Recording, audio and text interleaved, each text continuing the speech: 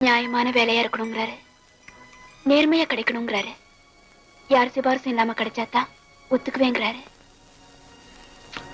எதுலயுமே ரொம்ப ஐடியலிஸ்டா இருக்காரு. இதெல்லாம் இந்த காலத்துல நடக்கக்கூடிய காரியமா? வளைஞ்சு போற ரோட்ல வளைஞ்சுதான் போனோம், நேராத்தான் போவேன். நடம் பிடிச்சா இப்படி சின்ன வாசப்படியில குனிஞ்சுதானே போனோம். என் தலை குனியாதுன்னு நிமிந்தே போனா அதனால யாருக்கு நஷ்டம்? நான் கஷ்டப்பட்டாவது சரி, அவருக்கு உதவி செய்யணுங்கிற முடிவுல தான் பிரதாப்க்கு வாக்கு கொடுத்தேன். பிரதாப் மூலம் ரங்கனுக்கு வேலை கிடைக்கணும். அதனாலதான் இந்த முடிவு.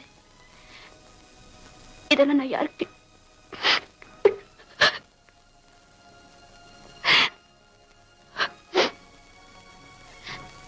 இதை நான் யார்கிட்டயாவது சொன்னா தேவையில்லைன்னு தோணுச்சு.